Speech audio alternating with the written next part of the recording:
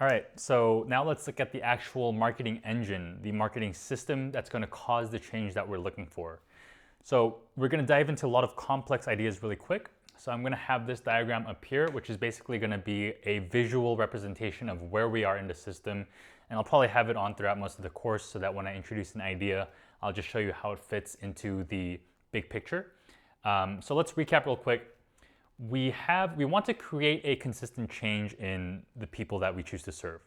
Right now they're doing a certain thing, and we want to make sure that they do something that we desire. We don't want to have them do the same thing, and we also don't want them to be doing random stuff.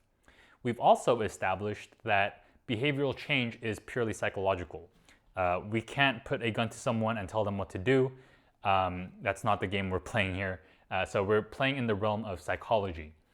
So this marketing engine is going to be a psychological effect. It's going to play with people's psychology. And over here, the input, therefore, we care mostly about their psychology and what goes in. We don't care about their age. We don't care about their ethnicity. We don't care about how good or bad they look. Like, it's all going to be about the psychological state they're in before they enter our psychological system. So with that said, what is this psychological system? What is this marketing system? It starts with beliefs, meanings, and feelings. And I have it in a blue box right here because this is going to be a constant state that we're going to be managing. And we're only going to have a certain times or a few select times where they're going to have to make a decision. So if we can maintain their beliefs, meanings, and feelings at a good place, which I'll show you exactly how, we should be able to get a consistent decision. And if we get a consistent decision, then we get consistent change. So that is ultimately what we're trying to make. All right, so now that we know what exactly we're dealing with, let's take a look at the different forces that are in play here. So we have beliefs, meanings, and feelings. How do they all relate to each other? Why are there arrows drawn? How does feelings get to decision? We'll talk about all that. So what are beliefs? When someone comes in, they're going to be coming in into our system. They're going to be coming in with a lot of different beliefs. So beliefs are very complex. We don't only have one belief that we go throughout life by. We might have a certain belief. I believe all dentists are blank. I believe all dentists are that. I might have more nuanced beliefs. I believe certain dentists are like this. I believe older dentists are a different way. I believe young dentists are something. The beliefs are very complex. We hold tens of thousands of them at one time. They're subconscious, they're conscious. It's very hard to map the entire belief system. And at the same time, it's wrong to go with a simplified model. If I say I'm going to target people who believe that dentists are good, or I'm going to target people who believe dentists are bad, we're still going to get way too much diversity. So it's important to understand that beliefs are complex. Beliefs are also lived experiences. So we develop beliefs from our childhood, from how we've been raised in school, church, different friends we've hung out with. And those beliefs, as we go throughout life, they drop, we add new ones. Our belief system is a product of our lived experience. And for our purposes, beliefs are unchangeable. Of course, they are changeable, but that's not the game that we want to engage with. For our purposes, we're not going to be looking at changing someone's beliefs. It's possible, but it's very difficult, and it also has to be very personal or very dramatic, and that is not a consistent experience that we can build yet.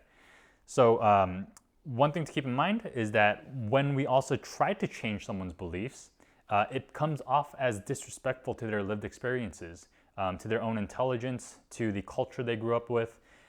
It's basically invalidating all that. So when we try to change someone's belief, what ends up happening is they get defensive and they refuse all the other stuff that comes down the line, and they end up not choosing to take the change that we want them to take. Okay, so from belief, the next thing is going to be meaning. How do we get from someone's belief systems to develop a meaning? What does that mean? What does that mean? But a belief comes into contact with an event. So what that means is we have a lot of beliefs going on in our head, we will go about life and then we'll come and interact with an event. So let's say I'm at the dental office, the dentist offers me a crown. Or he says, hey, you need to get a crown. If I believe all dentists are good, I'm going to interpret that in a very different way than if I believe that all dentists are evil. If I believe all dentists are good, the meaning I might pull is that, hey, this guy is looking out for my best interest. He wants to be proactive. Therefore, he's recommending that I get a crown. If I believe all dentists are evil, I come through the exact same event, then I'm going to determine, hey, this guy just wants to build my insurance and get the most money out of me, and he's offering me treatment that I don't need. Very different meanings, same events, but it happened because of very different beliefs. And so that's why beliefs are where we start. If we can get consistent beliefs to interact with events consistently, we can generate consistent meaning. But now the issue is meaning isn't only formed from beliefs. There's actually 3 other factors that are going to impact it. So one is going to be culture. 2 is going to be status. My writing here is terrible. And then 3 is going to be past experience.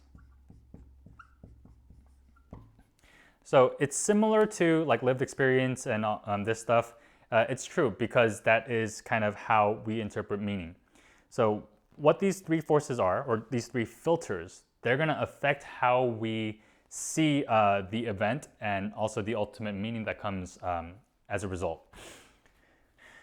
Okay, so the way I might have been explaining it might have been confusing, so I made this visual diagram. So beliefs come in contact with events. We go through our lives with our beliefs, we engage with an event, and it gets filtered. Before it creates a meaning, it gets filtered through culture, status, and past experience.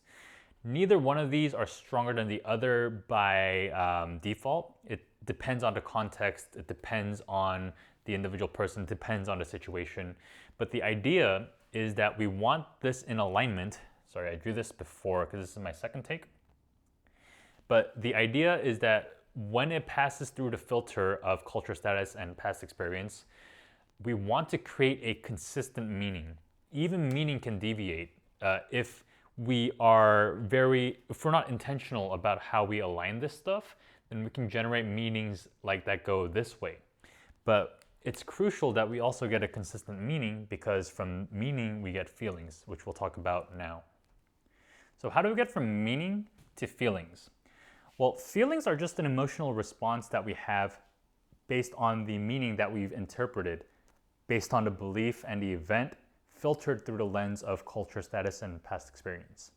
So when we understand this, let's say the meaning that I've interpreted is this dentist wants to scam me. The emotional response I'm going to get is feelings of closed, feelings of like rejecting whatever he has to do, untrustworthy. Like these are all feelings that are going to come up as unconscious emotional responses. But let's say the meaning I get is that this dentist really cares for me, he's looking out for me, he wants to be proactive, he's aligned with my beliefs that dentistry should be long-term focused, it shouldn't be, it should be conservative. If that is in alignment, it aligns with my culture, status, and past experiences, then it's going to generate a feeling that's very positive, that's very open. It's going to be engaged with what he has to say, what he has to recommend or say, and it's going to be very trustworthy. So with that feeling, now you can see how someone who feels very open, trusting, and engaged would react to decisions very differently than someone who feels closed, on the defense, and kind of suspicious. So this is really what we're trying to do. We're trying to create a consistent feeling at the end of the day to a group of consistent psychological belief systems. And if we can do this, then we can create a consistent change. So what we have to do is first identify who is going to come in to interact with this system. And really, it comes down to what beliefs are they going to have. But again, beliefs are complex and they're not easy to change. So how do we determine who's going to come in? And we'll take a look at that in the next video.